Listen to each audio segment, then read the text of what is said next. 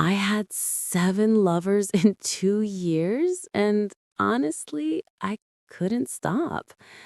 It's not that I was a bad person, it was just a need, an impulse running through my veins telling me, do it. Even if it's crazy, even if it's dangerous. And no, it wasn't about love or dissatisfaction. With him, I was comfortable, pampered, happy. But there was something inside me that wanted more, much more. My name is Valentina. I'm 27, and yes, I'm aware that what I did isn't something I'm proud of, but I'm also honest with myself.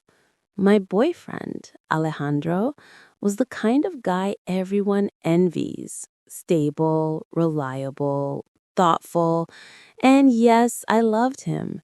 Or at least I thought I did. Because what started as a spark of adrenaline turned into a fire I couldn't put out. At first, it was just isolated encounters, men I met at work, through friends, at parties. Nothing planned, nothing systematic. But that thrill became addictive.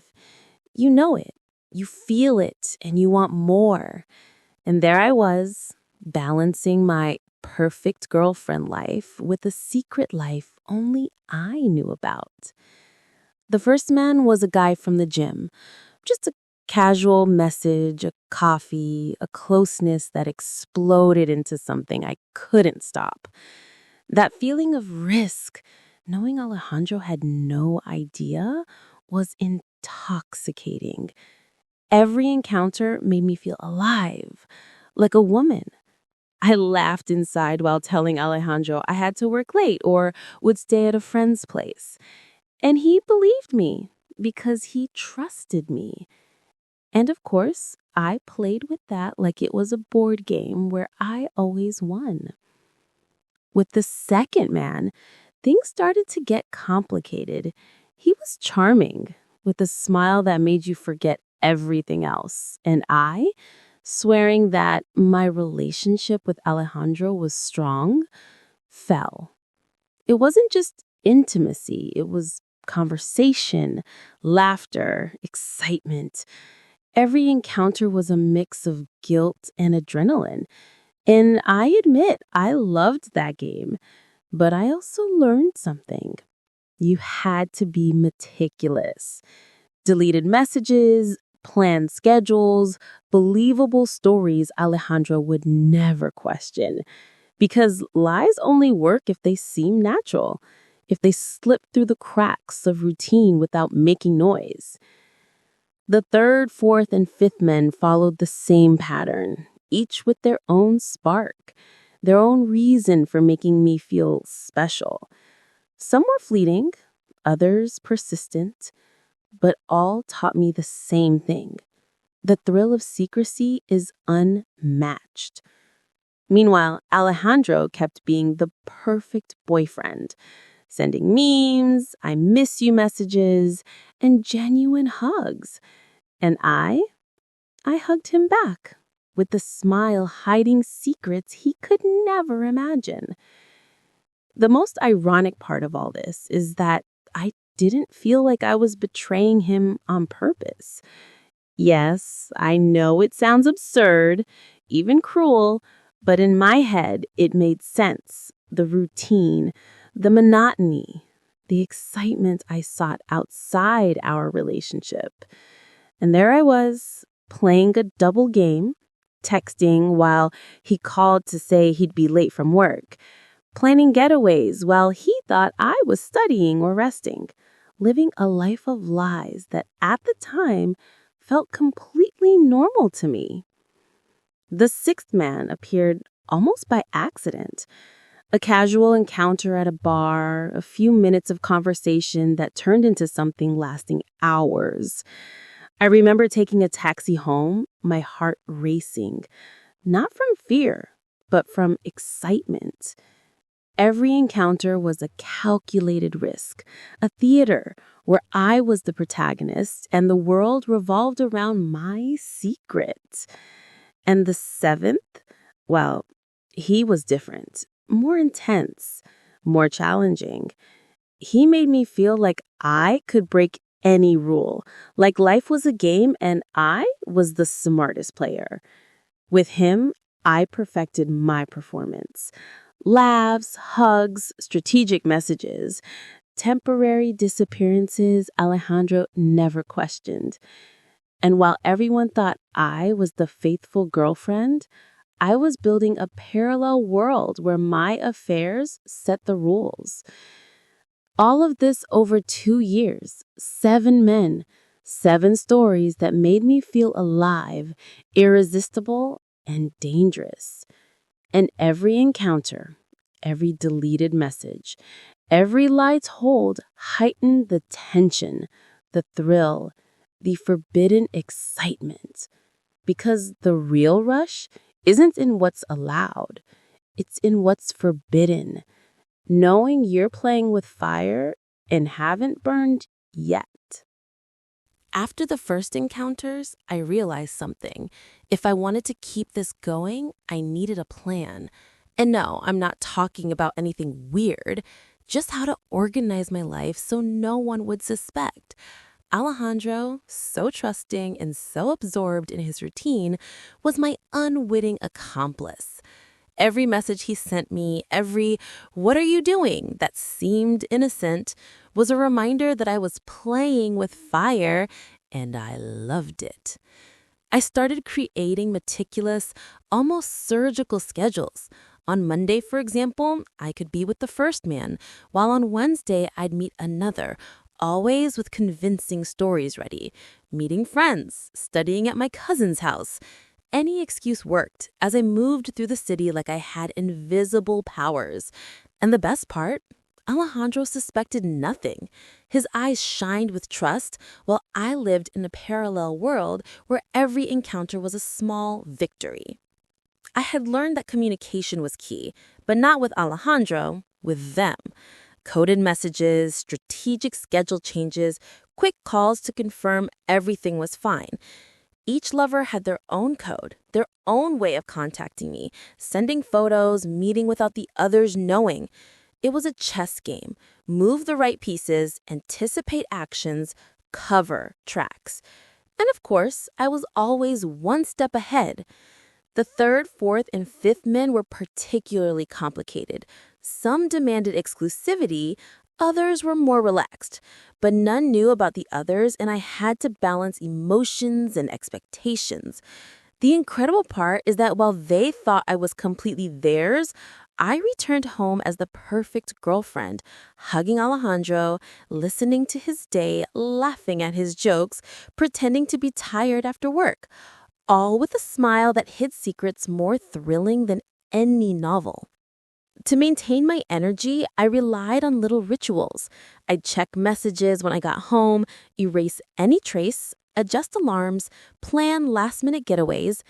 Every time Alejandro said, "I love you," or "stay home," I felt a rush of adrenaline. I was lying, yes, but strategically, controlled, almost artistically. It was like directing a play where I was the star. The sixth man was a whole new level of challenge. He had complicated hours, night shifts, weird demands, and I learned to get creative. Meetings in cafes, cars, even parks at odd hours. Every date was a precise choreography. Arrive, perform, disappear, return home with perfect clothes, flawless makeup, and a convincing smile that made Alejandro never suspect. I laughed to myself thinking I could deceive someone who trusted me so completely and who, in fact, adored me. With the seventh man, I mastered the art of the advanced double life. He was more intense, more perceptive, more curious. For him, I couldn't just send text. I needed calls, planning, real chemistry. And I responded with cleverness. Going to the gym, work meeting, dinner with friends, Each excuse timed like Swiss clockwork. The funniest part was watching him believe every minute with me was exclusive, while I had my own list of dates, a secret calendar. But it wasn't all thrill and adrenaline. There were moments of guilt, of course, times when Alejandro would call while I was in the middle of an encounter and I had to invent some quick excuse in the most natural voice possible, as if nothing strange was happening. Deep breaths, tone changes, casual laughs, all to maintain the illusion of normalcy. Every lie had its rhythm. Every lie had its energy, neither too slow to arouse suspicion nor too fast to seem nervous. Before seeing each lover, I'd rehearse what to say, how to react if Alejandro asked, what story would cover my absence. I felt like an actress, a little villain, a little hero of my own tale. And the best part, no one suspected, no one saw behind the curtain, and the adrenaline kept building. Yes, there was risk. Yes, there was excitement. Yes, there was contained guilt in every smile. But there was also a sense of control, of absolute power over my own story. Because infidelity, when executed as an art, becomes a dance. Precise moves, clever improvisations, and the skill to maintain balance between the real life and the secret one. And as I lived this life, day after day, encounter after encounter, message after message, I realized I had perfected a system few could sustain. Each lover was meticulously managed. Alejandro continued trusting blindly, and I felt invincible. Until, of course, as in every story like this, the balance is fragile and secrets always find a way to come out. I never thought a simple slip up would be the beginning of the end. Me, so meticulous, so expert at erasing traces and keeping every encounter a flawless secret. I made a mistake that would change everything. We were at my apartment. Alejandro was sitting on the couch watching a game, and I got up to change clothes before dinner. I left my phone on the table, unlocked, screen on. At that moment, I didn't realize it. I never knew if it was curiosity, intuition, or just luck. But Alejandro grabbed my phone. He said he wasn't looking for anything, but I know how men work in moments like these. Pure instinct, eyes wide, a sixth sense for discovering what they shouldn't. And there it was, the screen showing recent messages, names I had never mentioned, conversations with other men, photos of moments that weren't with him, with others. The world stopped for me when I heard the alarm in his voice, that mix of disbelief, betrayal, and contained fury. Valentina, what is all this? His voice was steady, but his eyes, those eyes that had always trusted me, were different now. At that moment, every lie I had built over 2 years shook me. The photos, the messages, the evidence, it was all there, raw and ready to destroy me. I felt frozen. My feet were glued to the floor, and my mind, usually quick at making excuses, went blank. I had planned every detail of my getaways, every lie, every alibi, but I hadn't planned this. I hadn't considered that a single slip-up, a second of trust, could topple all my lies. I tried to breathe, but every inhale reminded me I was trapped. Alejandro stood up with his phone in hand, my phone still on the table, and started scrolling, reading, absorbing. Every message was a blow. Every photo, proof. I tried to speak, to explain, to invent something quickly, but his eyes left no doubt. Every word I tried to say sounded empty, ridiculous. It's not what it looks like, I stammered, but even to me it sounded fake, because I knew there was no way to deny the obvious. My infidelity was exposed. I had never felt so vulnerable. For 2 years, I had controlled every detail, managed every encounter like a game, with precision and strategy. And now, a simple mistake had unleashed chaos. I watched Alejandro close his mouth, take a deep breath, and then the silent fury he had been holding back for so long surfaced. His hands trembled, his voice low, almost deadly. Really? You were using me like I was some stupid puppet? The sarcasm, humor, and irony that had so often been my shield disappeared because there was no escape. Every message, every photo, every encounter was there, obvious and cruel. And I, who had felt invincible, who believed I had everything under control, was naked in front of the truth. I felt a mix of fear and guilt. Fear for what was about to happen, guilt for what I had done, and a strange spark of adrenaline still running through me, as if my body refused to surrender to reality. He kept scrolling, and all I could do was watch, powerless, feeling every emotional blow I had built myself. Every smile, every fake hug, every invented message, all came back to haunt me. And worst of all, there was no way to undo it. Control was slipping from my hands. At one point, Alejandro put my phone down on the table and stared at me. His eyes held no doubt, only pain and concentrated fury. I wanted to speak, to offer excuses, to scream, but I knew there were no words that could repair what I had done. Because infidelity isn't just action, it's betrayal, broken trust, the constant reminder of every lie. And now he had it all in front of him. I felt my whole world crumble.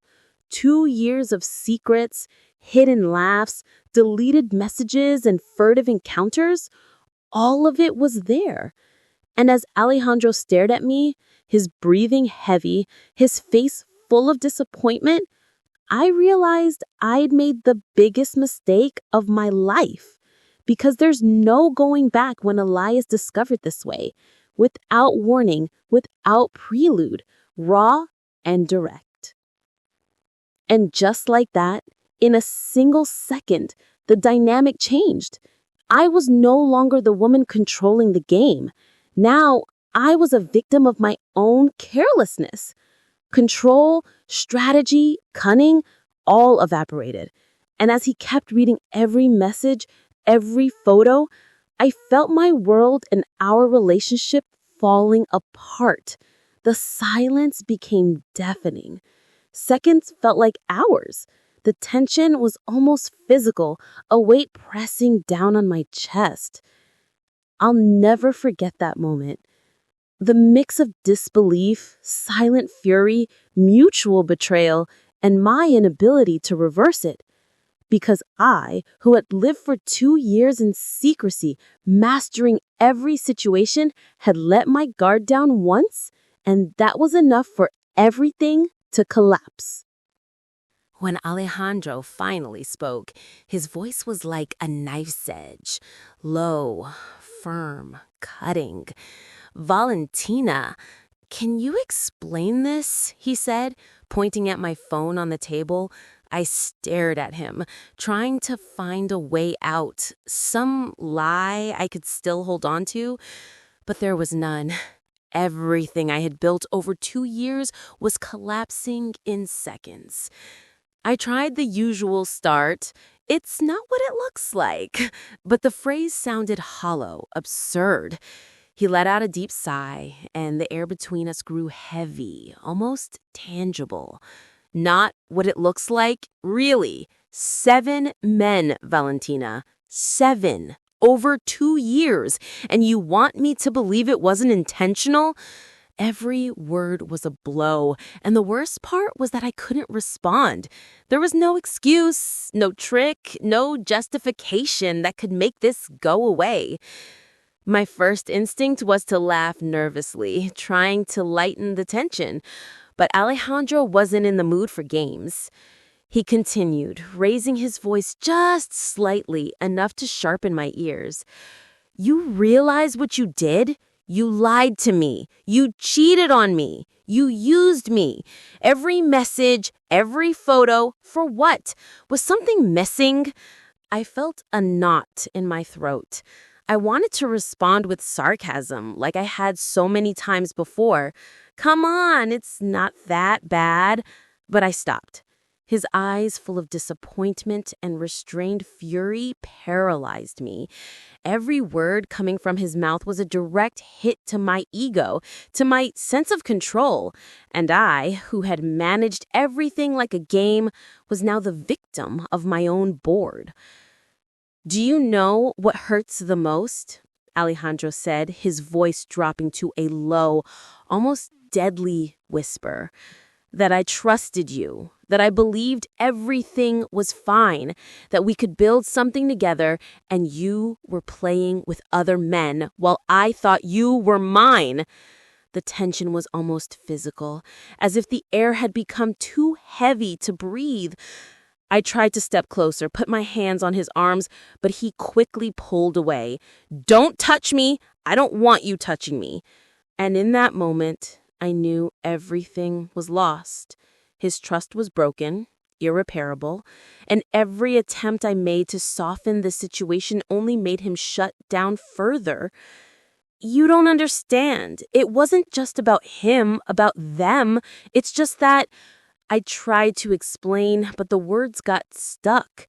Every sentence I said was a half-truth, a cheap excuse. He wasn't listening to excuses. He only saw proof. I don't want your excuses, Valentina. I want you to understand that this is over. Over? Just like that? After everything?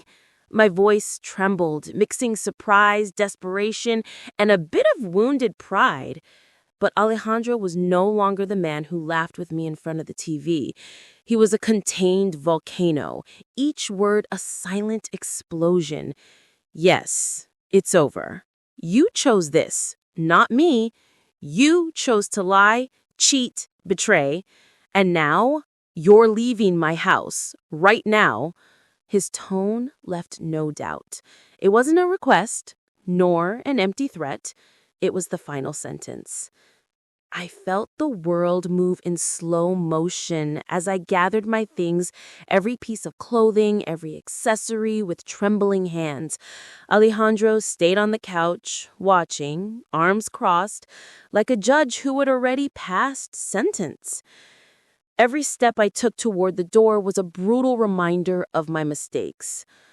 Valentina, do you understand that this is irreparable? He said, as he closed the door behind me, his voice echoing down the hall. I didn't answer. I couldn't. There were no words to fix what I had done. 7 men, 2 years, one lie after another, and now reality hit me square in the face. As I walked down the street, phone still in hand, with nothing but my thoughts and the cold slap of the air, I realized something that at once seemed amusing. Control is an illusion. Cunning, planning, manipulation, everything collapses when a single piece moves wrong. And I had moved wrong. So very wrong. I felt fear, guilt, a strange mix of relief and terror. Relief because everything was finally exposed, and terror because now I had to face the consequences. Every memory, every encounter, every lie played in my head. And as Alejandro left me at the door, with a look that said goodbye and don't come back, I understood that the story was over. Not with a brief argument, not with a passing cry, but with a hard, definitive blow, the total breakup I had both feared and ignored.